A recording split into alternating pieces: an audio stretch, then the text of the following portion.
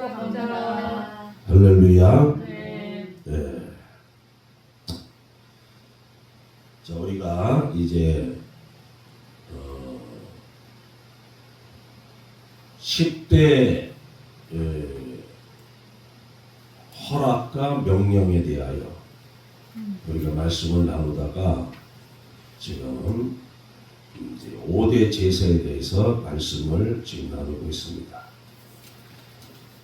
구약 시대의 각종 제사들은 아담 타락 이후 죄로 말미암아 하나님과 단절된 인생들에게 거룩하신 하나님께 나아가는 길을 열어주시려고 하나님께서 친히 명령하신 제도가 뭐다? 제사법이에요. 제사법. 제사를 통하여 율법이 주어졌을 때는 제사를 통하여서 하나님을 만나는 길을 열어주는 거예요. 그 전에 뭐가 있다 그랬어요? 단을 쌓다 그랬잖아요. 단. 그래서 아브라함이 단을 쌓잖아요. 아브라함 전에도 또 가인과 아벨이 하나님 앞에 제사를 드렸잖아요. 단을 쌓았어요. 족장 시대 때는 아브라함, 이삭, 야곱 때까지는 창세기까지는 뭐냐면은 단을 쌓았어. 근데 출애굽기에 가서 이제 모세가 하나님께로부터 율법을 받잖아요. 그래서 하나님이 제사법을 가르쳐 주는 거예요. 제사법에는 크게 몇 가지가 있다? 7가지? 5가지. 5대 제사. 5대 제사. 그래서 우리가 이제 지난 시간에 이제 배운 건데 살짝 짚고 넘어가도록 하겠습니다. 레위기 1장 1, 2절은 구약의 5대 제사에 대한 서론이에요. 서론. 레위기 1장 2절에서 너희 중에 누구든지 여호와께 예물을 드리려거든 뭐하라? 생축 중에 소나 양으로 예물을 드릴지니라 말하고 있어요. 5대 제사는 소제, 속죄제, 속건제, 화목제, 여기서 빠진 게 이제 번제가 있어요. 그래서 우리가 지난 시간에 이제 번제에 대해서 말씀을 나누다가 중단이 되었었는데 번제를 시브리어로 뭐라 그러지? 올라. 번제. 그래서 하나님은 번제는 껍질을 벗기고 각을 떠가지고 번제단 위에 놓고서는 불로 태워요. 그래갖고 완전히 태워서 그 향기가 하나님께 올라가는 거예요. 그래서 올라간다. 그래서 올라. 재물을 번제단 위에 놓고 불로 태워서 드리는 것을 나타내는데 이거를 최초로 시도하려고 했던 사람 있죠? 누구예요? 아브라함이지. 아브라함이 100세 때 얻은 독자 이삭을 우리가 모리아산에 가서 번제물로 드려라. 이 번제는 5대 제사를 대표하는 제사이자 이스라엘에서 가장 많이 드린 제사가 번제입니다. 번제에 대한 규례는 레위기 1장 3절, 17절, 6장 8절에서 13절에 기록되어 있습니다. 번제는 개인이 자원하여 드리는 번제가 있다 했어요. 또 하나는 의무적으로 드리는 번제가 있다 했어요. 그래서 이 번제를 좀 더 구체적으로 말하면은 매일 드리는 번제가 있어요. 이거를 무슨 번제? 상번제라 하죠. 하나님께서 매일 아침과 저녁에 드리는 겁니다. 두 번째는 특별한 날, 특별한 날과 절기에 드리는 번제가 있다 그랬죠? 그 특별한 날이 뭐예요? 날이나 절기. 날은 안식일, 월사, 그죠? 안식일은 매월 토요일, 월상은 매주 토요일, 월상은 매월 첫째 날. 그 다음에 절기는 무교절, 칠칠절, 칠칠절을 또 다른 말로 뭐라 한다? 오순절, 오순절, 나팔절, 대속제일, 초막절 이렇게 있습니다.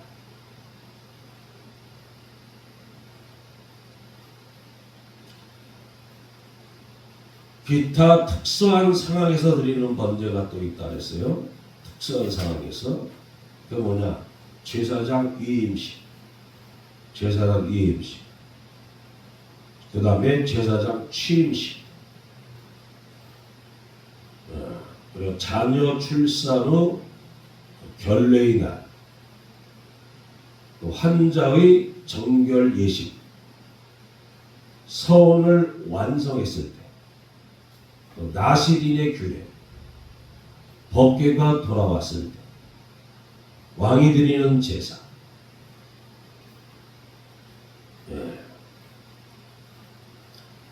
번제 예물, 번제 예물을 드리는 자의 형편에 따라 세 가지가 있다 그랬죠? 첫째 뭐다? 흠없는 숫소예요. 숫소. 흠없는 숫소. 둘째는 흠없는 순양 및 염세, 순연세. 셋째가 삼비둘기 및 집비둘기. 머리에 이제 들어가기 시작하죠? 네, 머리에 들어가기 시작할 거예요. 자, 헌제를 드리는데 제사인이 드리는 예물이 있어요. 제사인. 제사인이 누구예요? 제사장이 아닌 일반인들이 제사인이에요. 제사를 집례하는 자는 누구예요? 제사장. 제사장. 제사인이 드리는 예물은 첫째, 누구든지 생축 중에서 드려야 돼. 생축 중에서. 살아있는 가축 중에서 드려야 된다. 죽은 것을 드려도 안 되고, 병든 것을 드려도 안 되고, 남의 거 훔쳐서 하다가 드려도 안 되고. 네. 둘째는 흠없는 수컷. 흠없는 수컷으로 드려야 된다. 레위기 1장 3절 10절에서 기록되어 있습니다. 흠이 없어야 돼요. 제물을 드리는 자는 하나님께 바치기 전에 제물을 세심하게 모아야 돼? 점검해야 돼. 왜? 흠이 있나 없나를 살펴봐야 돼. 흠이요.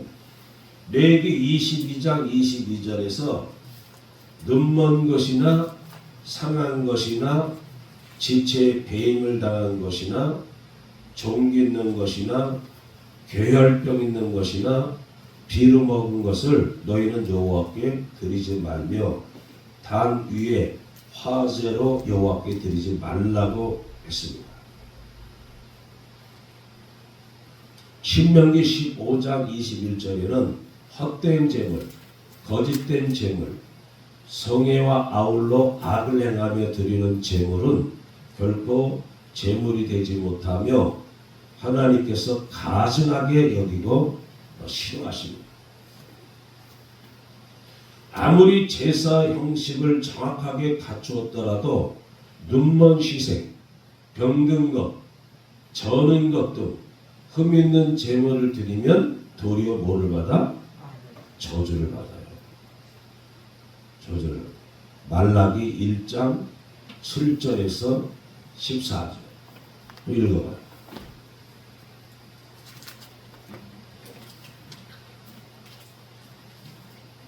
너희가 더러운 떡을 나의 제단에 드리고도 말하기를 우리가 어떻게 주를 더럽게 하였나이까 하는도다.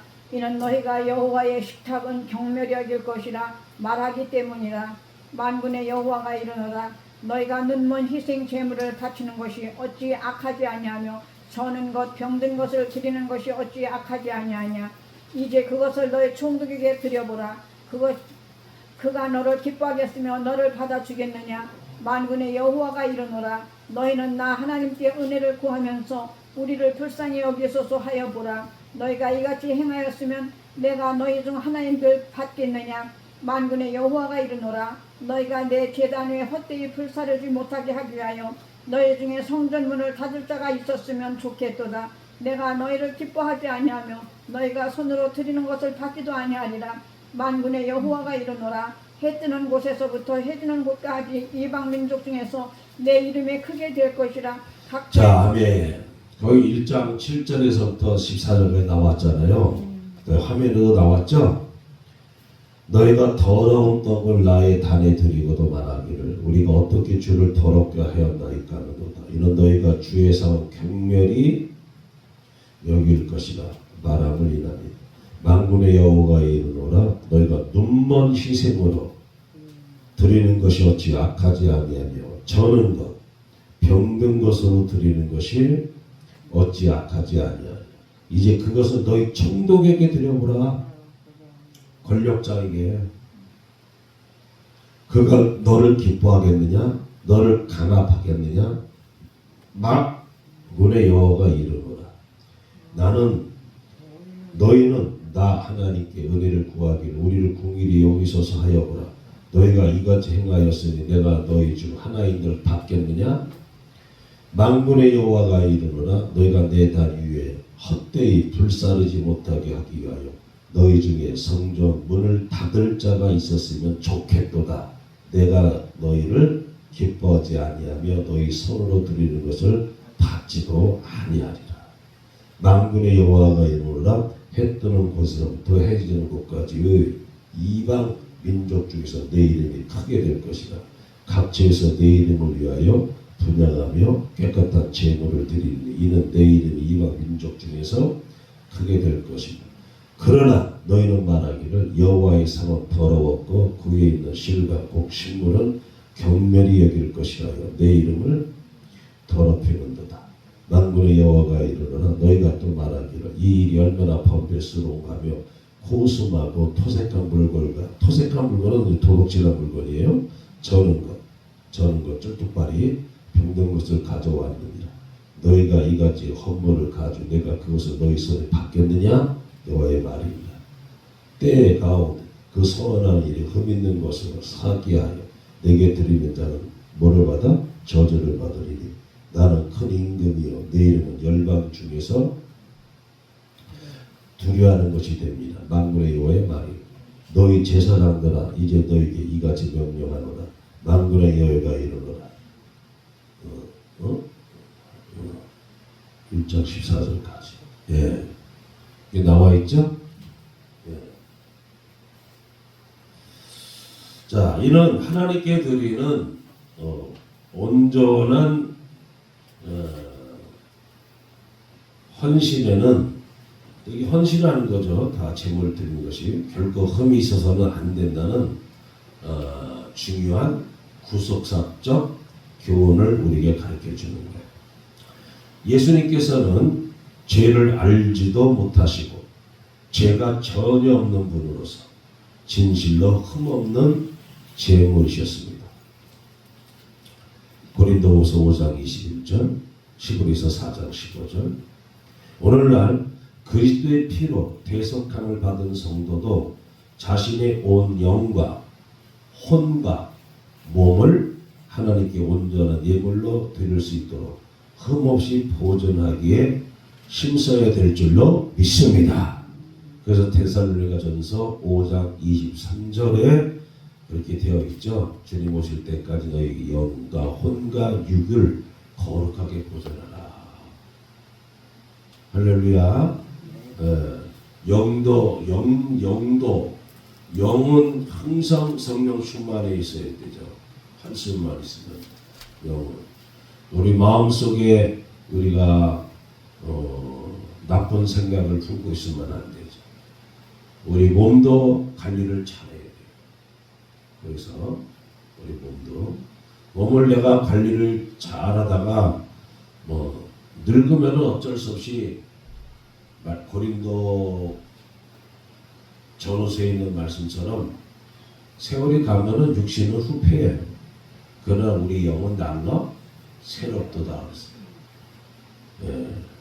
몸을 그래서 잘 관리해야 돼요. 종교 개혁자 중 하나인 칼빈은 뭐라면은 너무나 신앙인이 금식을 자주 해가지고 몸을 상하게 하잖아요. 그것도 하나니까 죄가 되니까 몸이 상하지 않은 정도 내에서 금식하라. 내가 지난주에 충주에 가서 집회를 했는데 여기서 금식 오래 한 사람들 얘기가 나왔어요. 네, 다 이구동성으로 하는 말이 금식 중에는 사고가 안 나. 언제 나느냐? 보식 중에 사고야. 절제를 못 해가지고 탈이 나. 죽기도 하고. 금식하다가 죽는 사람 없어. 우리가 의학적으로도요, 밥 안 먹고 물만 마시고 60일을 버틸 수가 있어요. 의학적으로도 60일을 버틸 수 있어요. 네, 그거는 일반인들은 꿈도 못 꾸죠. 왜 그래? 신앙이 없으니까. 정신력이 약하대서. 네. 건강한 사람은 60일까지 버텨요. 물만 마시고. 네. 그러니까 우리가 금식을 너무 자주 해가지고 하나님이 주신 이 몸을 갖다가 해롭게 하는 것도 하나님이 기뻐하지 않습니다. 그러니까 예물의 분배, 번제의 제물로 송아지나 순양, 순염소를 드리는 경우 제사인은 짐승의 가죽을 벗깁니다. 1장 6절에 레위기에 그 가죽을 번제를 집례하는 제사장의 목으로 돌렸습니다. 가죽을 벗겨서 그 가죽은 누구에게 준다? 제사장의 목이에요. 제사장의 목. 그러니까 제사장들은 이스라엘 백성들이 내는 11조만 먹고 사는 게 아니에요. 이렇게 제물 중에서도 이 제사장들에게 들어가는 목들이 있습니다. 레위기 7장 8절에서 사람의 번제를 드리는 제사장, 곧 그 제사장은 그 드린 번제물의 가죽을 자기가 얻을 것이며 라고 말씀하고 있습니다. 여기 제사장에는 그 앞에 정간사 하가 사용되어 왜 정간사 하를 사용하냐면은 번제를 집례하는 그 제사장님을 강조하고 있는 거예요. 할렐루야. 다른 제사장한테 주는 것이 아니라 제사인이 제물을 드리잖아요. 제사인이 제물을 잡습니다. 껍질도 벗기고 각을 뜨고 하는 거는 다 누가 하느냐? 제사인이 하는 거예요. 근데 그 번제단 집례는 누가 한다? 제사장. 그 제사장. 내가 제물을 드리는 그 제사를 집례하는 제사장이가만 줘야지 다른 사람에게 주는 게 아니에요. 뭔 말인지 알죠? 제사장에게.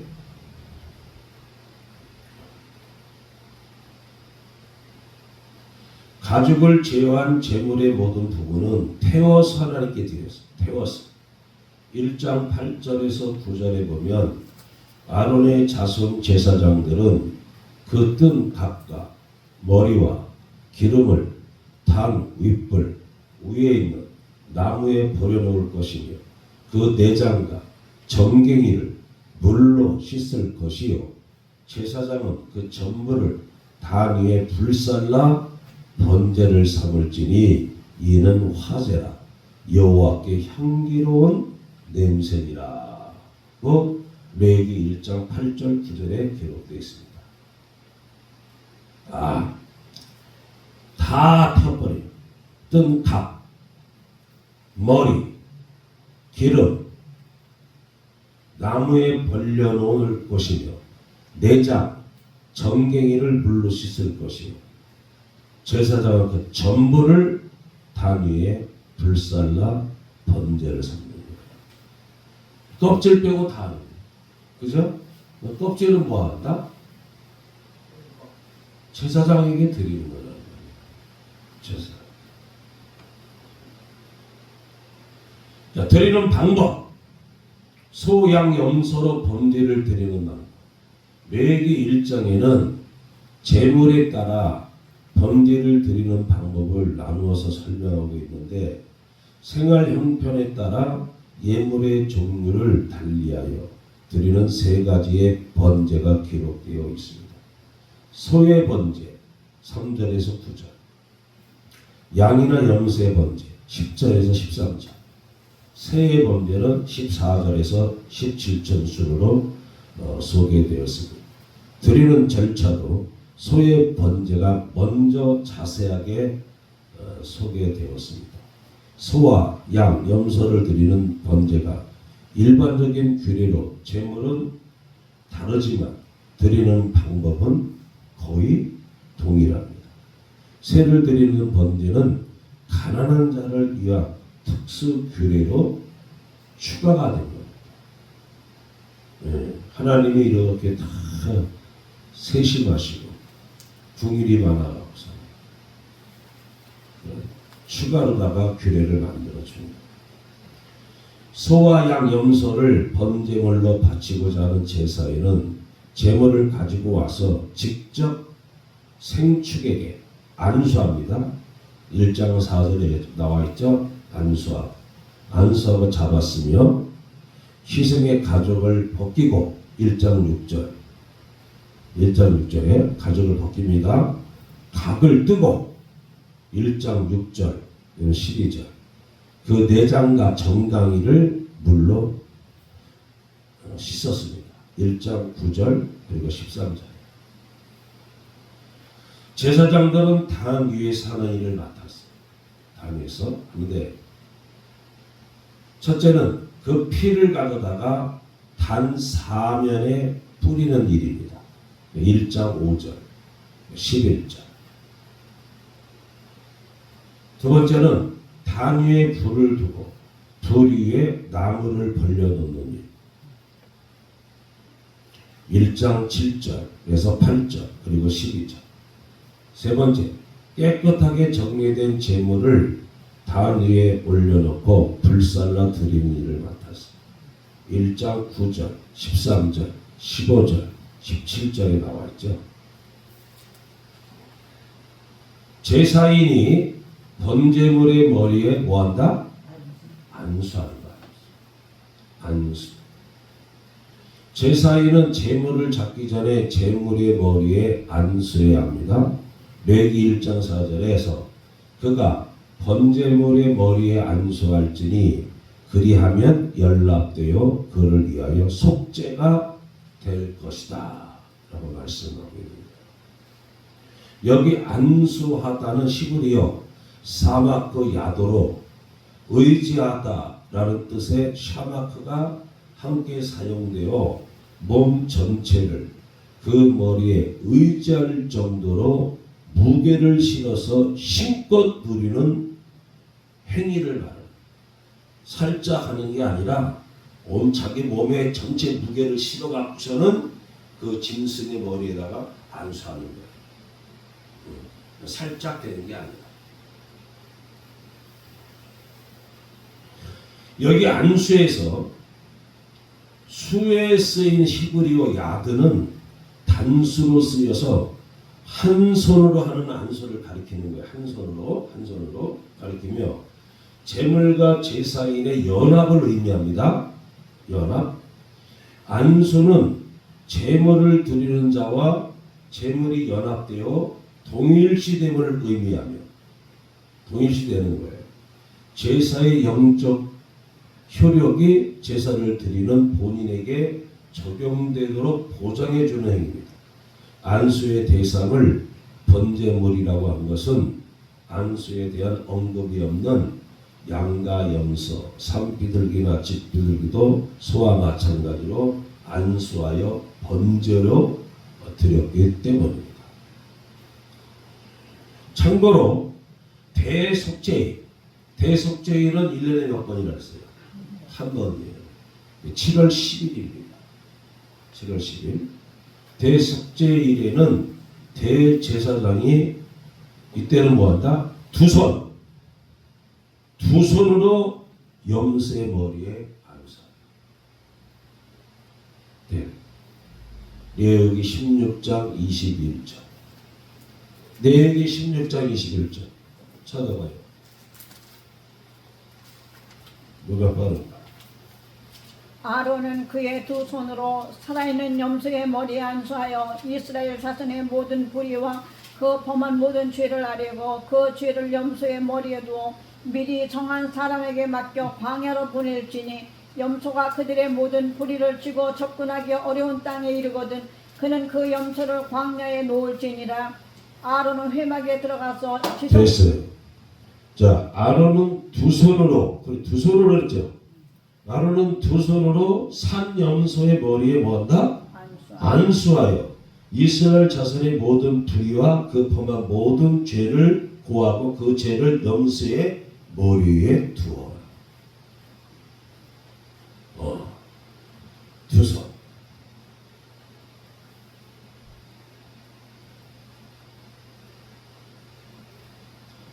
개인적인 제사와 용모에 대한 안수는 한 손으로 하였지만 공동체에 대한 안수는 두 손으로 하였습니다.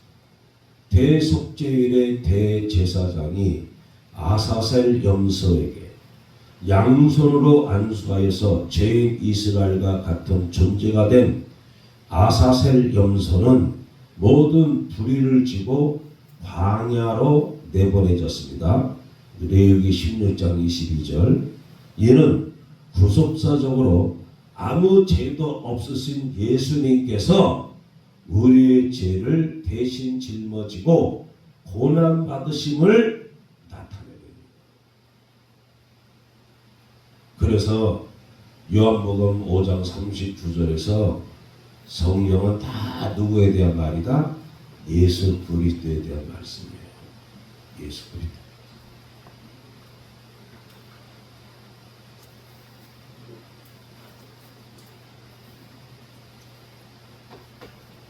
레위기 1장 4절에서 안수의 결과에 대해 그리하면 연락되어 그를 위하여 속죄가 될 것이다 라고 말씀하고 있습니다. 여기 연락되어는 기뻐하다, 호의를 보이다, 받아들이다 라는 의미의 히브리어 라차의 니팔 수도령이 쓰였습니다. 이 단어는 제사와 관련되어 사용될 때 하나님께서 그 제물이나 제사인을 받으시는 것이나 대가를 지불하여 값을 치를 때 사용됩니다. 또한 속죄가 될 것이라는 히브리어 레카페르 알라이브, 레카페르 알라이브, 이를 직역하면 그 위에 덮어지게 된다. 그 위에 덮어지게 된다라는 의미입니다.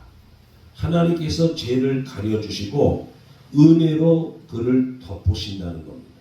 따라서 제사인이 하나님께 드리는 제물에 안수할 때 믿음으로 하나님 앞에 자신을 드리는 것으로 인정을 받아 하나님의 기뻐하심을 입고 하나님께서 제사인의 죄를 가려주시고 덮어주신다는 것입니다.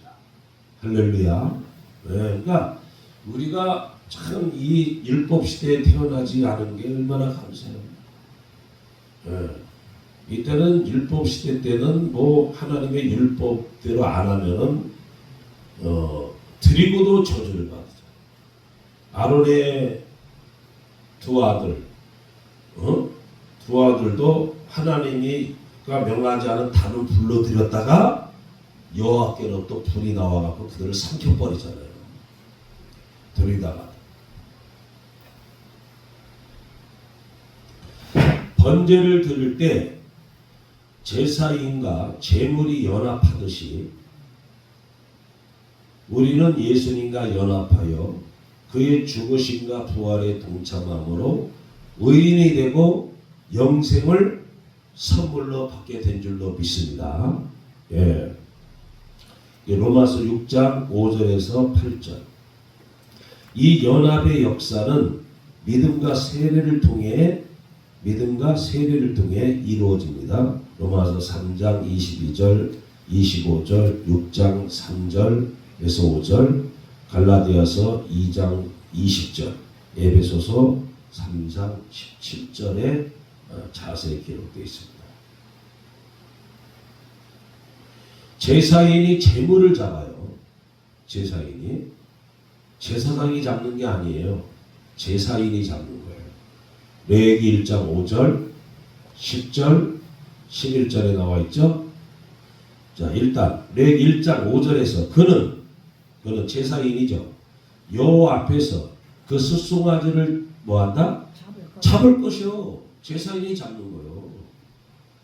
잡을 것이요. 아론의 자손 제사장은 뭐하냐? 그 피를 가져다가 해망모나 단 4변에 뭐한다? 뿌리는 거. 요거는 제사장이 하는 거예요. 피 뿌리는 거. 네. 숫송아지나 순양, 순염소를 잡는 장소는 여호와 앞인데 레위기 1장 11절에서는 이를 번제단 북편이라고 말씀하고 있어요. 번제단 북편. 우리가 저거를 좀 띄워갖고 좀 성막을 띄워놓고 그림을 보면서 하면은 이해가 빠를 텐데 옛날에는 우리가 그 차트 있었잖아. 그림 차트에 성막 차트 넘겨가면서 공부한 적 있죠. 예, 보면서 하면은 이해가 빠르지. 예. 성막의 출입구는 문이 4개가 있죠. 동서남북에. 근데 성막의 출입구는 어느 쪽에 있어? 동쪽에 동쪽에 향해 있습니다. 동쪽을 향해 있습니다. 출애굽기 27장 13절로 16절, 38장 13절로 18절. 번제단을 지나 자, 회망문 앞 남쪽에 물두멍이 있습니다. 물두멍. 출애굽기 30장 18절. 따라서 제사를 드리기 위해 성막에 나아갈 때에는 동쪽에서 서쪽으로 가면서 우리는 이쪽이 동쪽이에요. 이쪽이 동쪽에서 서쪽으로 가면서 번제단 남쪽으로 지나가게 되는데 번제단 남쪽에 단에 오르는 토단이 있어요. 토단. 이 번제단이 이렇게 4개 사각으로 되어 있잖아요. 여기 토단이 이렇게 올라갈 수 있다. 경사지기 이렇게.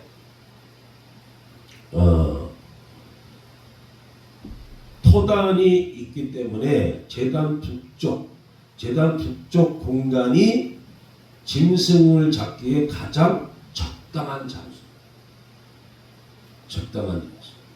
이것을 뭐다 그래? 여호와 앞이라고 표현하는 것은 하나님의 임재 가운데 제물을 잡는 전 과정이 이루어진다는 의미예요. 참고로 북쪽은 하나님의 심판이 시작되는 곳을 가리킬 때에도 사용돼요. 북쪽. 네. 그래서 북쪽에 저기 공산당이 있는 것 같아요. 네. 그리고 이스라엘도 마찬가지예요. 북이스라엘 왕들은 거의 다 90% 이상이 악한 왕들이에요. 남유다 왕들은 그래도 선한 왕들이 꽤 많았어요.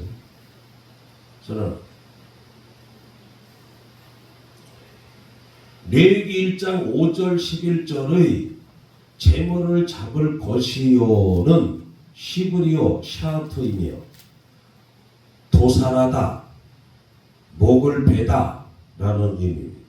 여기 샤트의 주어가 3인칭 당수형임을 볼 때 제물을 드리는 제사인이 직접 번제물을 잡는 것입니다. 70인 경에는 히브리어 샤트를 헬라어 스파조로 번역하였는데 이 단어는 요한계시록에서 죽임을 당하신 어린 양 예수님에 대해서 사용되었습니다. 계시록 5장 6절, 9절, 12절 그리고 13장 8절에 나와 있습니다. 제사인은 여호와 앞에서 자신을 대신하여 아무 죄 없는 짐승을 직접 죽이면서 큰 양심의 가책을 느꼈을 거예요. 이는 우리의 죄 때문에 십자가에 달려서 자신을 들이신 예수 그리스도의 희생을 생각하게 합니다. 제사장이 제물의 피를 회막, 눈 앞, 번제단 사면에 뿌립니다. 번제단이 사각형으로 되어 있잖아요. 사면에 뿌려요. 제물을 바치는 제사인이 제물을 잡고 나면 아론의 자손 제사장들은 그 제물의 피를 번제단의 사면에 뿌립니다. 레위기 1장 5절 하반절에서 아론의 자손 제사장들은 그 피를 가져다가 회막문 앞 단 사면에 뿌릴 것이며 라고 말씀되어 있죠? 예. 피는 각종 제사에서 필수 요소입니다. 필수 요소. 피는 레위기 17장 11절 이거는 다 외워야 돼요. 레위기 10장 11절에서는 피에 생명이 있으므로 피가 죄를 속한다고 밝히고 있습니다. 레위기 17장 11절 시작.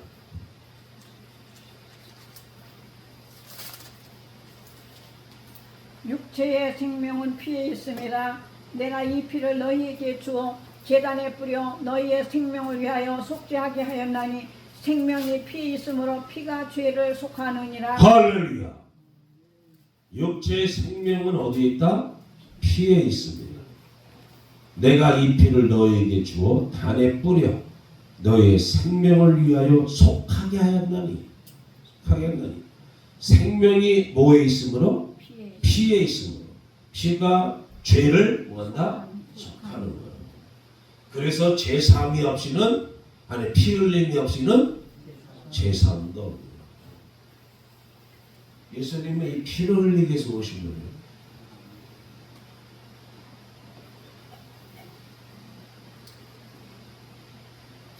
모든 생물은 피 안에 생명이 있습니다. 모든 생물은. 식물은 피가 없잖아요. 생물은 다 피를 갖고 있습니다. 피 안에 생명이 있으며 피는 그 생명과 일체입니다.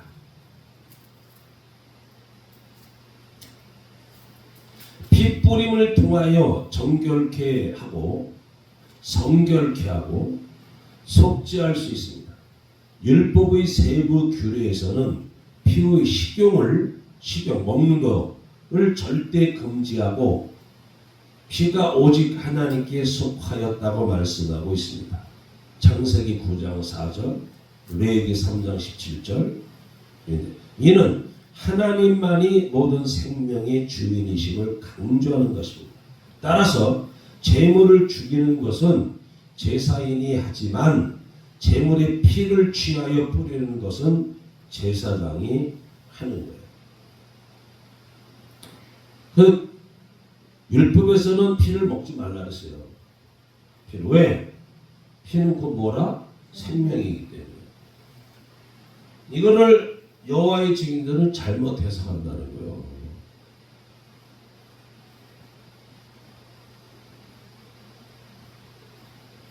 식용은 뭐예요? 피를 먹는 거잖아요. 먹는 거. 수혈하고 먹는 거하고 똑같아? 여호와의 증인들은 이거를 문자적으로 해석을 했기 때문에 이단이 되는 거예요. 지금 내가 수술을 받아 피가 보잖아. 수혈을 받으면 돼. 나는 O형이라 누가 했나 다 줘. A형, B형, FB형, O형에게 다 줘. 근데 받는 건 누구한테만 받아? O형한테만 받아야 돼. 그러니까 O형들이 참 좋은 사람들이요. A형한테도 주고 B형한테도 주고 FB형한테도 주고 다 줘. 받는 건 누구한테만 받아? O형한테만 받아. 아니 피 수혈을 받으면 살아나는데 생명이 이 율법을 잘못 해석해가지고 수혈을 거부하잖아요. 얼마나 답답한 노릇이요. 근데 지금은 이제는 자유입니다. 율법에서 자유입니다. 그래서 지금 어떤 사람들은 돼지고기 안 먹는다. 왜? 돼지고기는 부정한 거다. 고기는 뭘 어떤 고기를 먹어야 돼? 부정하지 않은 것. 부정하지 않은 고기가 뭐요? 굽이 갈라지고 또 하나는 되새김질하는 거예요. 그러니까 소가 되새김질하죠. 굽이 갈라졌죠, 발이. 양도 그렇죠. 염소도 그렇죠. 돼지는 굽은 갈라졌어.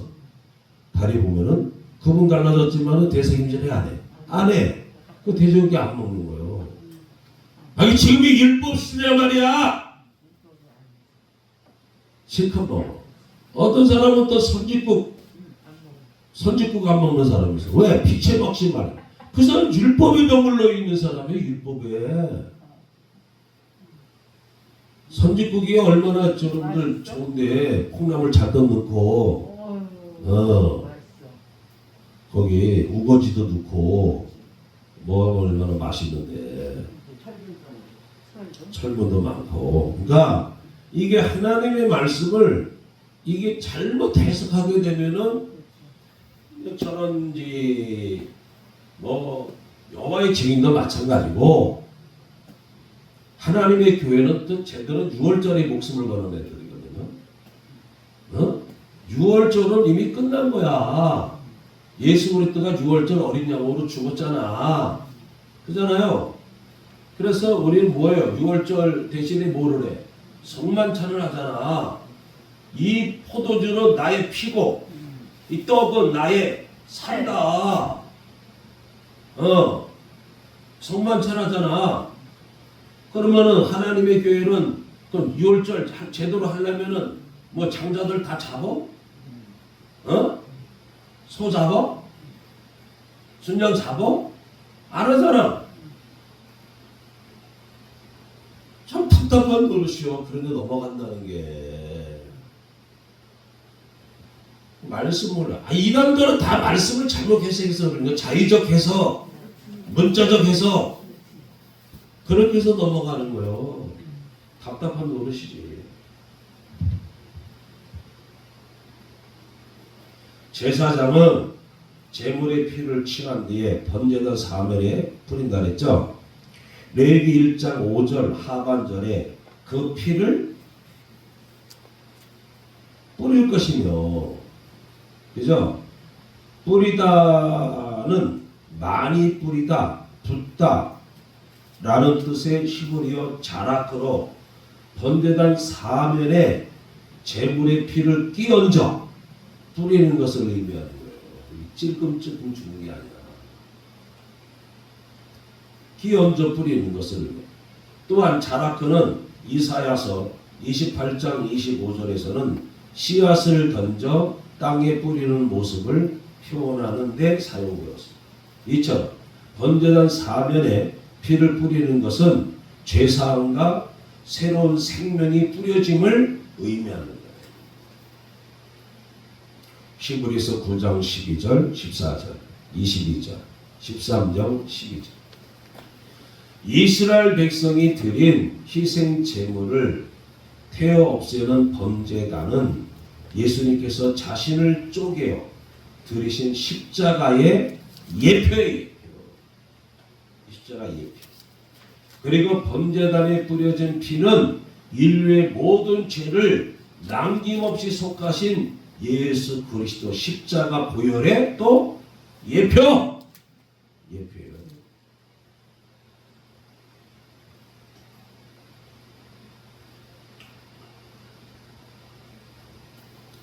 예수 그리스도의 핏뿌림은 완전한 대속의 선언입니다. 히브리서 9장 13절 14절에서 염소와 황소의 피와 및 암송아지의 죄로 부정한 자에게 뿌려 그 육체를 정결케 하여 거룩케 하거든 하물며 영원하신 성령으로 말미암아 흠없는 자기를 하나님께 드린 그리스도의 피가 어찌 너희 양심으로 죽은 행실에서 깨끗하게 하고 살아계신 하나님을 섬기게 못하겠느냐 라고 말씀하고 있습니다. 믿습니까? 우리는 예수 그리스도의 핏뿌림으로 새 생명을 얻기 위하여 택하심을 받은 하나님의 사람들인 줄 믿습니다. 할렐루야. 히브리서 9장 13절. 염소와 황소의 피와 및 암송아지 염소와 황소의 피와 및 암송아지의 죄를 부정한 자에게 뿌려 부정한 자에게 뿌려 그 육체를 정결하게 하여 부정한 자에게 뿌려 그 육체를 정결케 하여 거룩하게 하고 거룩하게 해요. 하물며 영원하신 성령으로 말미암아 흠없는 자기를 하나님께 드린 그리스도의 피가 어찌 너의 양심을 죽은 행실에서 깨끗하게 하고 살아계신 하나님을 섬기게 하지 못하겠느냐. 아멘.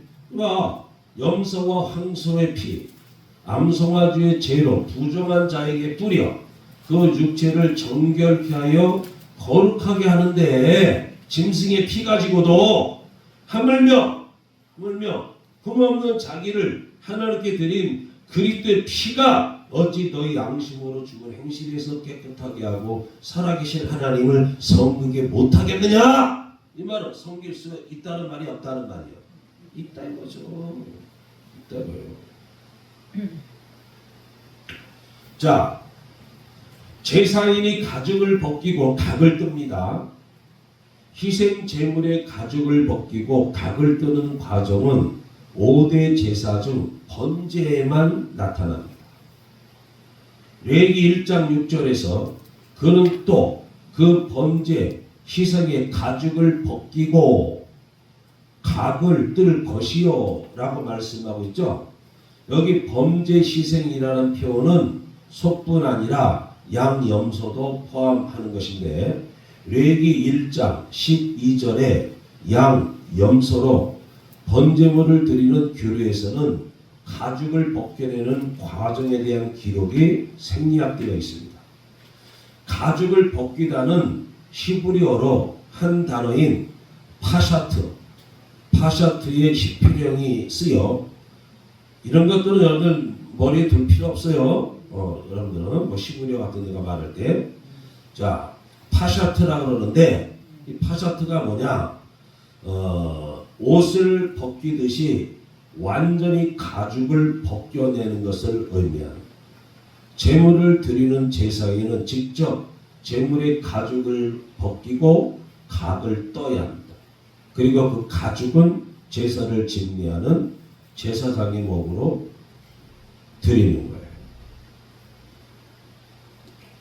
레위기 7장 8절 짐승의 아름다운 외형을 감싸는 가죽을 벗기고 나면 볼품없는 살덩어리만 남게 되는 거예요.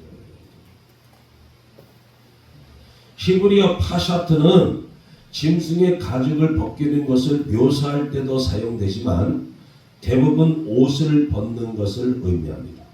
창세기 37장 23절을 볼 때 요셉의 형들은 질투 때문에 요셉의 채색 옷을 벗기고 그를 애굽으로 팔았어요.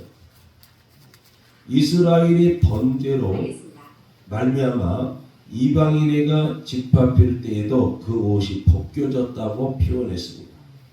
70인 경에는 벗기다를 헬라어 에쿠디오로 번역하였는데 이 단어는 마태복음 27장 28절에서 로마 군병들이 예수님의 옷을 벗기고 조롱할 때에도 사용되었습니다. 예수 그리스도께서는 우리를 위하여 벌거 벗겨진 채 상함을 받으시고 온전한 제물이 되셨습니다. 자, 성경에서 최초로 짐승의 가죽을 벗긴 일이 있죠.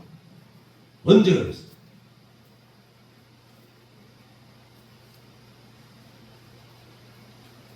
몰라요?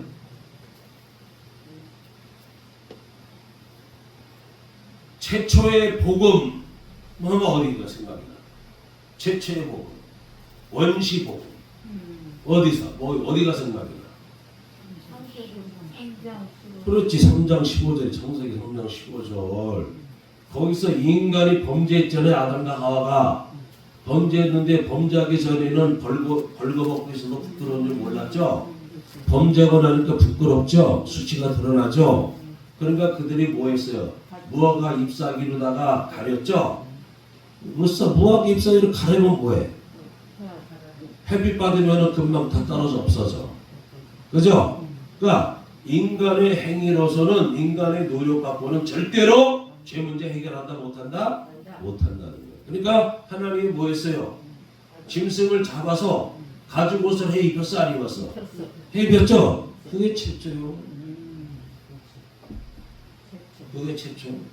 그때부터 제사법이 나오는 거예요. 최초의 제사법. 아담과 하와를 위해서 가죽 옷을 만드셨을 때입니다.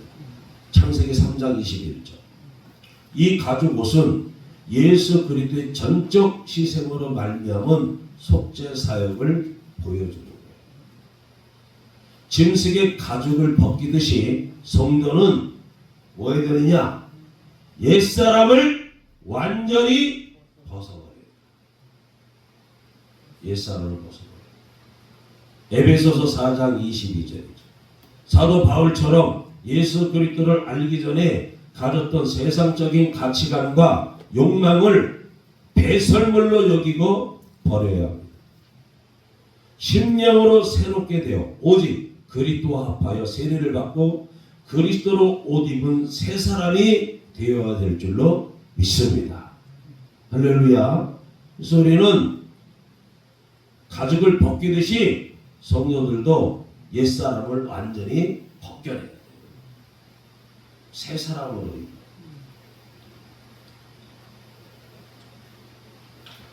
이거를 벗기지 못하면은 계속 옛날 구습에 빠져 사는 거예요. 빠져나오지 못해. 이스라엘 백성이 광야에 40년 생활하면서도 조금만 어려움이 있으면은 뭐라고 투덜거려. 아유 우리가 차라리 애굽에 있었으면 좋아요. 마늘도 먹고 부추도 먹고 고기도 먹고 매일 그리워하는 거예요. 왜 그래? 아직까지 옛사람이 벗겨지지 않았습니다. 재물의 껍질을 벗겨야 되는데 겉사람을 벗어서 내야 되는데 벗어나지 못하니까 계속 옛날에 머물러 있는 거예요. 옛 구습에. 옛 구습에. 여러분들은 옛 구습에 머물러 있는 사람 없죠? 네. 옛 구습이 술 먹고 담배 피고 뭐 그런 것만 옛 구습이 아니에요. 옛날 예수 믿기 전에 원망하고 불평하고 투덜거리고 교만하고 비판하고 정죄하고 그런 게 다 옛사람이에요. 다 벗겨내야 되는 거예요. 할렐루야. 그래야 진정한 평화가 오는 거예요. 마음속에. 기쁨이 임하고. 믿으십니까? 네. 자, 재물의 가죽을 벗긴 후에는 뭐 해야 된다? 각을 떠야 돼요. 각을. 레위기 1장 6절의 각은 히브리어 레타흐로 고기 조각을 의미합니다. 각을 뜨는 것은 재물의 머리와 신체 부위들을 마디별로 잘라내는 것으로 완전히 그 형태를 해체하여 재물을 태울 때 골고루 타게 하려는 조치입니다. 가죽이 벗겨지고 각이 떼어진 짐승은 그 형태조차도 남지 않게 됩니다. 각을 떠요. 먼저 뭐를 한다? 가죽을 벗겨내요. 가죽을 벗겨내려면 뭐 해야 돼요? 머리를 잘라야죠. 머리 잘라야죠. 예. 앞발, 뒷발, 발목까지 다 잘라야죠. 예. 그러고 머리통서부터 벗겨지면 껍질이 다 벗겨져 안 벗겨져? 통째로 다 벗겨져요. 그다음에 각을 떠야지. 벗겨졌죠. 머리는 이미 동강 났어요. 근데 팔다리 다 잘라야 되는 거예요. 팔 여기 다 잘라내요. 그게 각을 뜨는 거예요. 그걸 다 해야 돼. 제사인이 배 갈라야죠. 내장에서 내장 다 걷어내야죠. 기름기 다 걷어내야죠. 어? 다 해야 되는 거예요.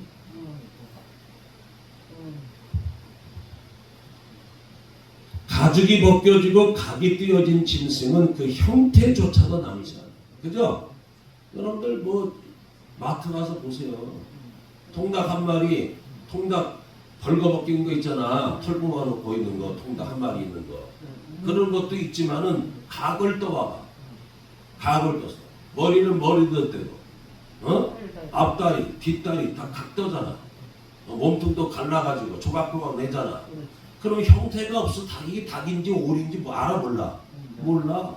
그렇게 껍질을 벗기고 그렇게 각을 뜨는 거야. 그러니까 짐승은 그 형태조차도 남지 않게 돼요. 자, 우리도 하나님께 드리는 거룩한 산 제물이 되려면 자기를 완전히 잘라내는 헌신이 있어야 돼요. 완전히 잘라내요. 세상으로 향하는 발의 행동을 잘라내요. 잘라내요. 탐욕을 향하는 손의 행동을 잘라내요. 육신의 생각으로 가득 찬 것을 잘라내요. 우리가 영으로서 몸의 행실을 죽이면 살게 될 것이라고 로마서 8장 12절로 13절, 갈라디아서 5장 16절, 골로새서 3장 5절에 기록되어 있습니다. 거룩한 산제물이 되려면 자기를 완전히 잘라내요.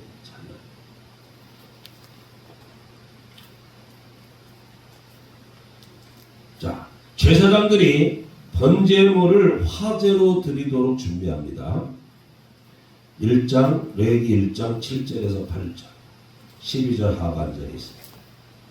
제사인이 제물에 각을 뜨고 머리와 기름을 벤 것을 제사장에게 가지고 오면 제사장은 제물을 불사르기에 먼저 단위에 질서 있게 버려놓습니다. 레위기 1장 7절 8절에서 제사장 아론의 자손들은 단 위에 불을 두고 불 위에 나무를 버려놓고 아론의 자손 제사장들은 그 뜬 각과 머리와 기름을 단 윗불 위에 있는 나무에 버려놓을 것이며 라고 말씀합니다. 아니, 질서 정연하게 이게 시작되는 거예요. 막 하는 게 아니에요.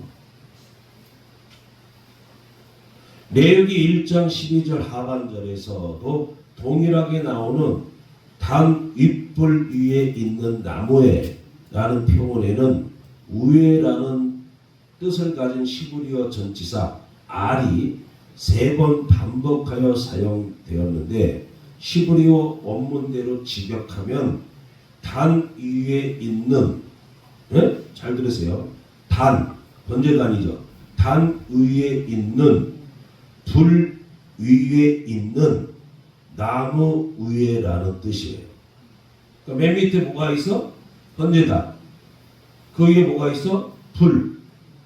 그 위에 나무를 또 깔아놔야죠. 그래 잘 타죠. 그죠? 여기 불은 성막을 봉헌하고 아론과 그 아들들의 제사장 취임식을 드릴 때 여호와 앞에서 나와 단 위에 제물을 살랐던 불을 가리킵니다.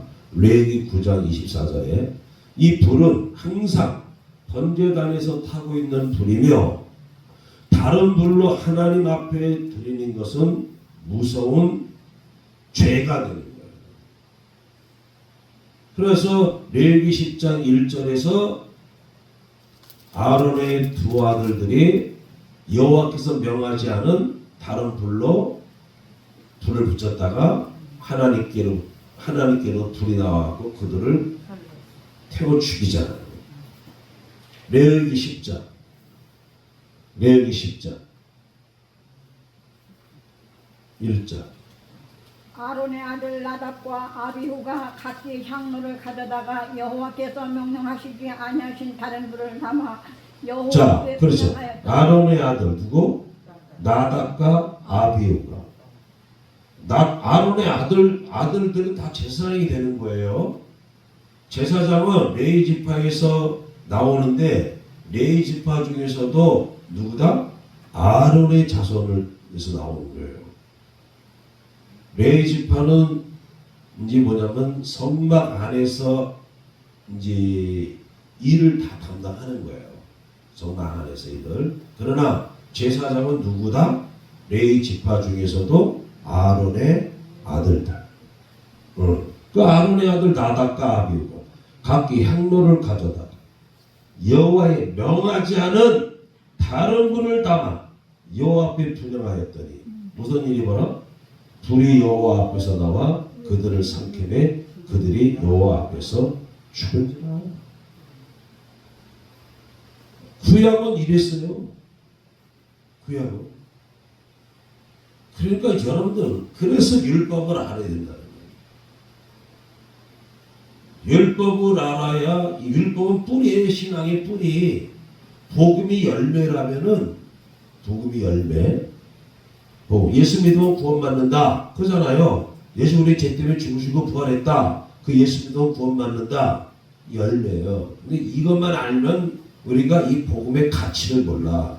예수 그리스도의 가치를 몰라. 그 뿌리를 알아야 돼요. 기둥과 뿌리. 그게 뭐다? 율법의 율법. 율법을 알아야 여러분들이 복음이 우리 복음 시대에 살고 있는 게 진짜 복이구나. 율법 시대에 태어났으면 큰일 날 뻔했다. 이거. 그러니까 우리가 구약 성경 오면은 하나님은 그냥 소멸하시는 하나님, 심판하시는 하나님, 징계하시는 하나님, 그런 하나님으로 나타나잖아요.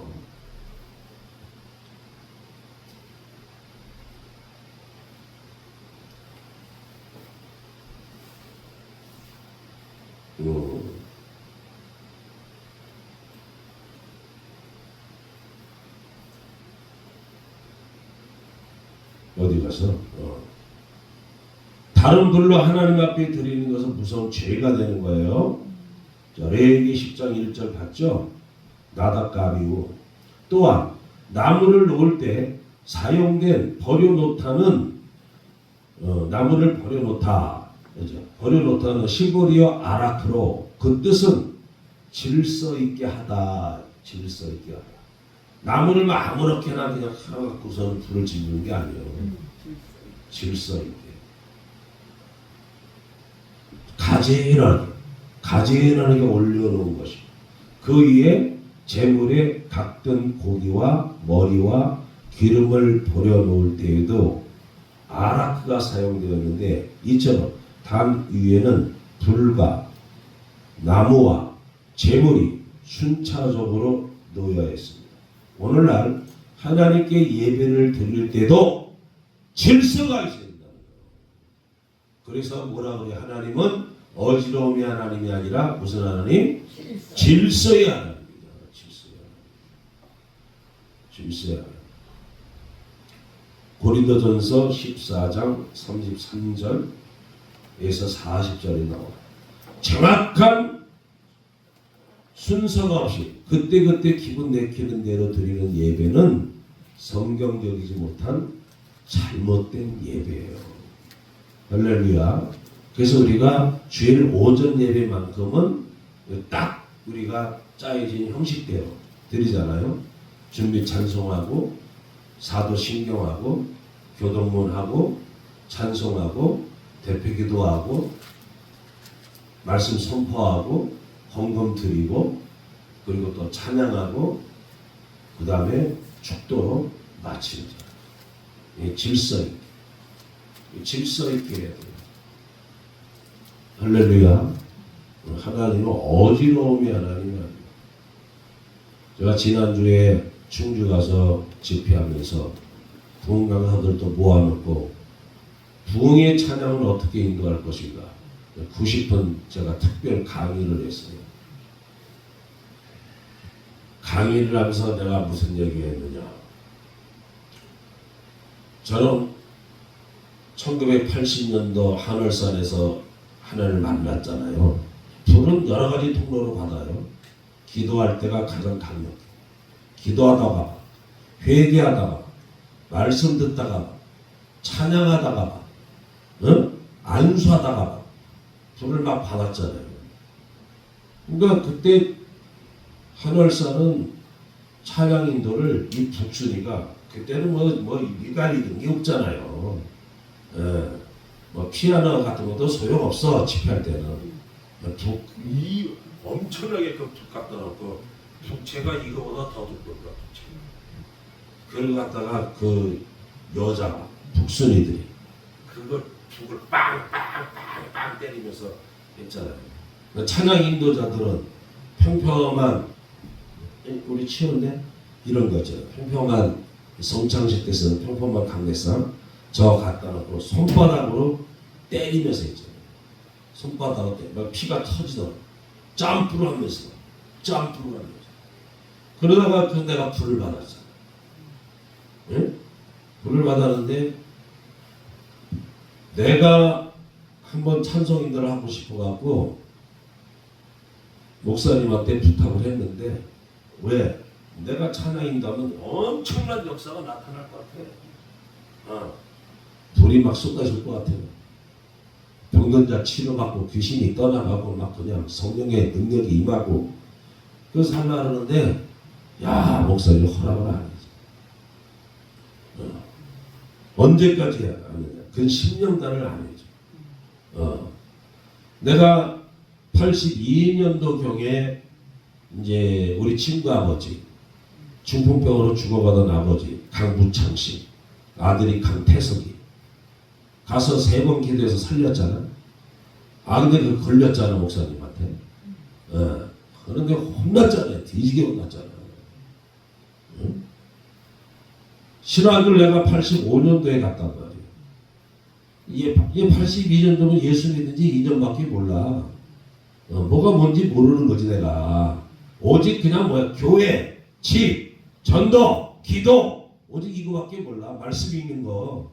이는 거기에 푹 빠져서 살 때잖아. 5년 동안을 그냥. 그러다가 하나님이 감동을 줘갖고 가갖고 친구 아버지 기도해갖고 살려냈잖아. 근데 그게 이제 목사님이 알게 됐잖아. 그래갖고 뒤지게 혼났지. 어디 건방지게 그냥 질서도 모르고 그냥 신학도 안 한 놈이 가 안수되고서는 그런 짓거리 하려고. 근데 그 목사님은 조금 고식한 데가 있어요. 이 사람한테 신의 은사가 있구나 이렇게 알아갖고서는 옛날에 뭐 귀신 들린 사람, 폐병 환자, 병든 사람 나는 신방 많이 다녔잖아요. 그럼 나를 꼭 데리고 다니잖아. 내가 가방 못지하고 목사님 가방 들고 다니고 목사님 신발 들어갈 때 할 때 나올 때 편하게 신도록 신발 다 돌려내주고 아주 비서같이 생활을 했잖아. 그런 병든 자를 위해서 치료할 때도 이렇게 목사님이 먼저 안수하고 나보고도 손을 얹으라 그러고 그렇게 해서 같이 기도하면 좋잖아. 안 시켜. 10년간 안 시켜. 찬양 인도도 안 시켜. 철저하게 훈련 받았지. 그러니까 뭐 오직 뭐 교회는 그거밖에 모르고 목사는 그것밖에 모르고 오직 일편단심 그잖아요. 그러다가 거기 나오게 된 것은 뭐 그 목사를 신어서 나온 게 아니라 내가 신학교 졸업하고 가서 이제 저기 어디야 강원도 태백산에 태백에 뭐래 탄강촌에 교회가 나왔는데 갈 사람이 없다. 갈 사람이. 그래서 내가 이제 대학원 가정을 할 때네. 대학원 가정 할 때인데 거기 갈 사람 없냐? 탄강촌 갈 사람 없어. 근데 또 하나님이 나한테 용기를 또 주셨잖아. 그래서 내가 아니 그러면은 가서 뭐 한번 첫 목회 경험하는 건데 탄강촌 가서 한번 해보자. 그래갖고서는 내가 이제 그 교회를 떠나게 된 거지. 떠나게 된 거지.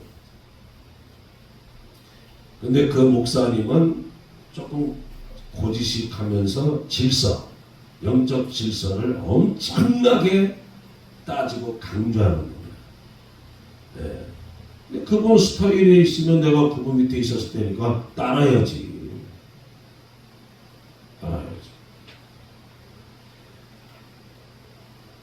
그리고 내가 뭐가 뭔지를 몰랐기 때문에 아는 게 없잖아. 교회는 오직 그 교회 하나. 목사님도 그 목사님 하나. 그러니까 시키면 시키는 대로 하는 거지 뭐. 나중에 이제 제가 이제 태백에서 나와 갖고서는 진주 국제 금식기도원이 있는데 그 목사님을 만났지. 만나서 그 찬양 인도를 그때는 1시간씩 했어. 기타 치면서 1시간을 하는데 아주 막 불이 떨어져. 불이 떨어져. 그 다음에 이제 광원기도원 원목으로 또 들어갔잖아. 진주 금식기도는 1000명 모여 방학기간에. 우리 광원기도는 3000명씩 모이잖아. 그러니까 뭐 신바람 나는 거지 뭐. 거기서 찬송하면 거기서 찬송하다가 막 그냥 귀신 나가고 방던자 치러갖고 성령의 불 받고 회개 영임하고 엄청난 역사가 일어나죠. 엄청난 역사. 그래서 지난주에 이제 충주에 가서는 봉사 목사님들 모아놓고 나보고 자꾸 좀 봉사 목사님들이 찬양 인도가 이제 형편없다 이거지. 나보고 좀 강의를 좀 해달라 특별히. 내가 강의를 해줬어요. 부흥의 찬양 인도를 어떻게 인도하는 것인가. 근데 내가 강의 들어가기 전에 어떤 여자 목사가 찬송 인도를 했어. 했는데 전혀 다른 사람들이 모르는 찬양이야. 그러니까 자기만 은혜 받은 거, 자기만 좋아하는 거, 이것만 해. 그래서 내가 강의하다가 그런 얘기를 했어요. 이 찬양 부흥사 찬양 인도 할 때는 선곡을 잘해야 된다. 선곡을 할 때는 대중성 있는 걸 해라. 모든 사람이 알 수 있는 거. 내가 이거 은혜 받아. 내가 이거 좋아하니까. 내가 이것만 한다. 그러면 안 된다. 그럼 부흥회를 죽이는 거다. 내가 다른 부흥사협회도 있었는데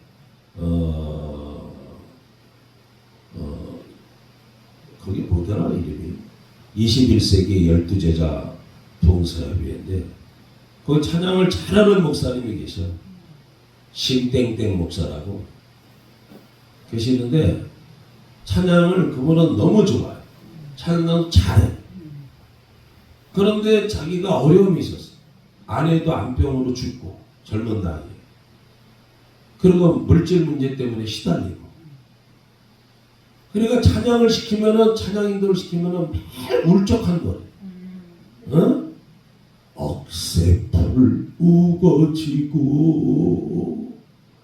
어림 내린 험한 산길에 빨리 우울증이 걸릴 것 같아.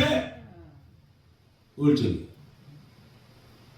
그때 내가 설교 차례가 왔어. 그래서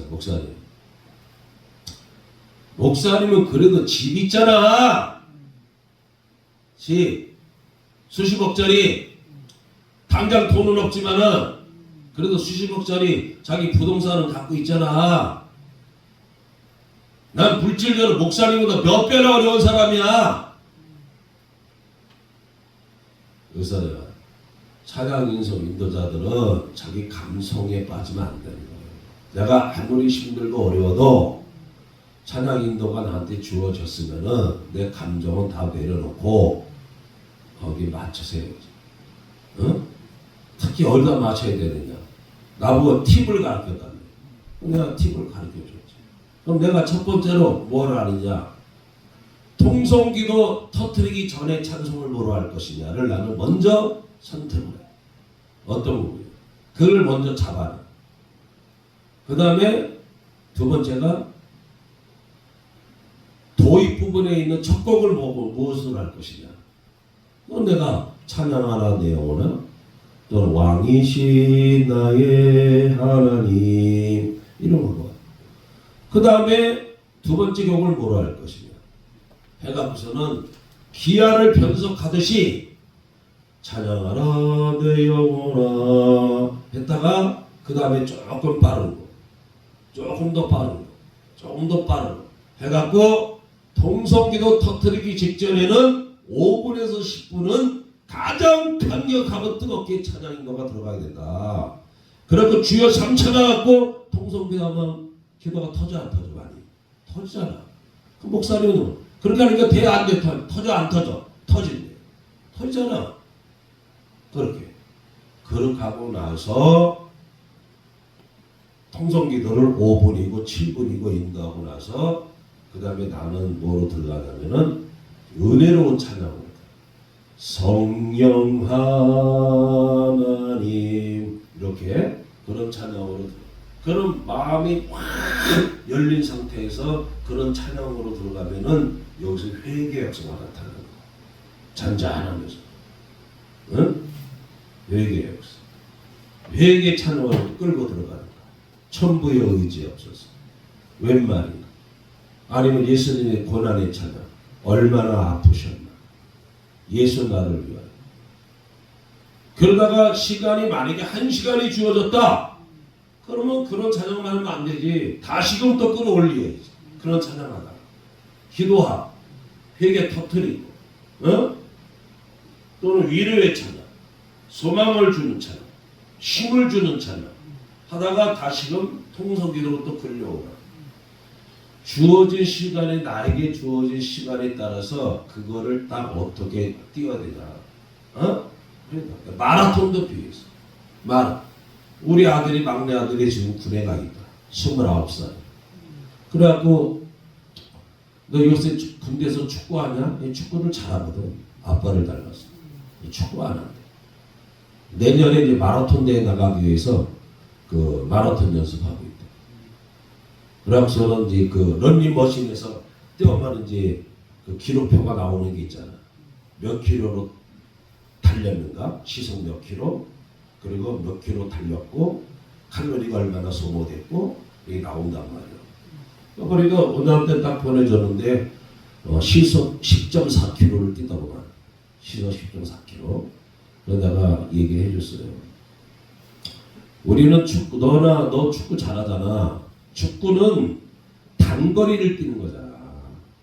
단거리 단거리 기르한 윙어들 공격수 윙어들은 최고 길게 많이 뛰는 애들이 윙어 라이트 레프트 윙어들. 그 애들은 40m 50m 길게는 60m 70m 뛰어요. 손흥민이 같은 경우는 74m를 뛰어가고 골을 넣었잖아. 우리나라 수비진에서 하프라인을 건너뛰어갖고 그냥 상대 수비 10명을 다 제치고 골키퍼까지 제치고 골을 넣는 거예요. 이건 원더골이라고.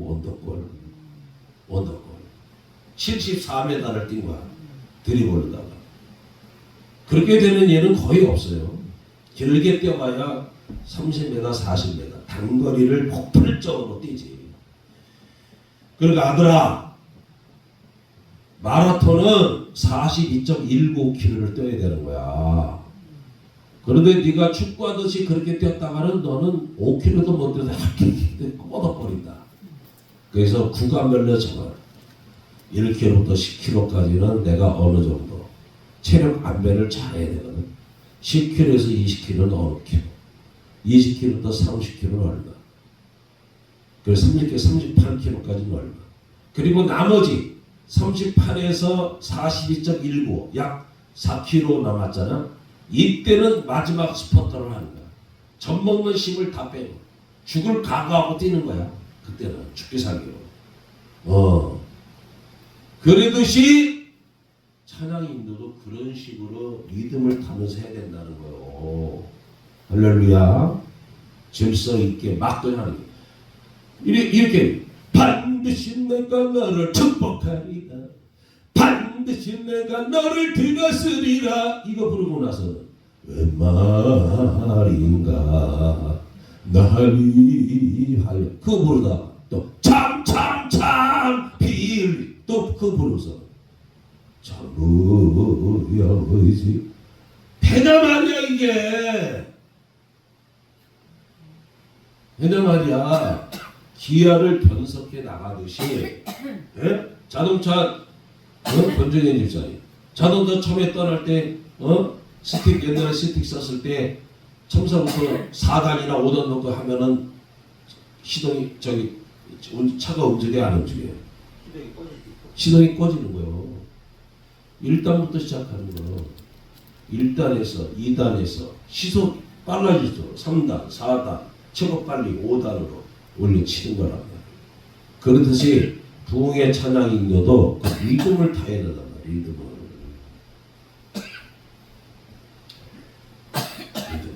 할렐루야. 그래서 우리 하나님은 무슨 하나님? 질서의 하나님. 질서의 하나님. 그렇게 해서 우리가 주일날 이제 이 오전 예배는 그래서 우리가 질서 딱 잡히게끔 하잖아. 오후 같은 때나 수요 예배 때나 철야 기도회 때나 그래서 우리는 예배라는 말을 빼고 기도해라 그러잖아. 네, 그러니까 좀 자유롭게 하는 거예요. 자유롭게. 네, 주일날 오전 예배 때는 예배이기 때문에 질서에 맞게끔 질서대로 하는 거고, 이제 오후 예배 때부터는 그냥 기도의 형식으로다가 자유롭게 하는 거예요. 할렐루야. 네. 껍질을 벗으시기 바랍니다. 옛사람을 다 벗겨내야 됩니다. 각을 다 떠야 됩니다.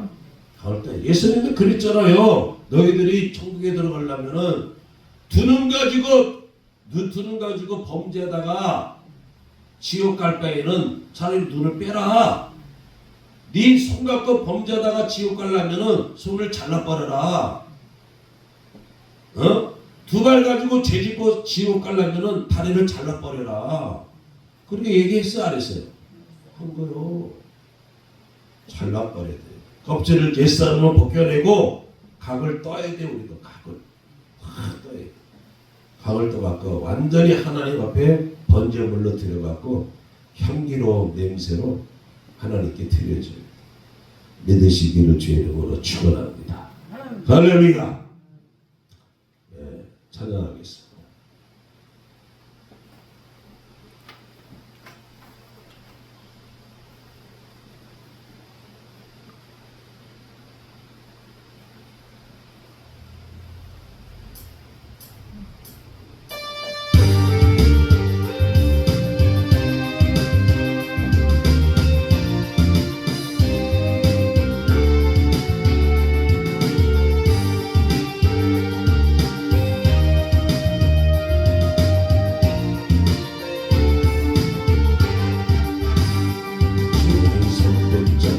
가는 길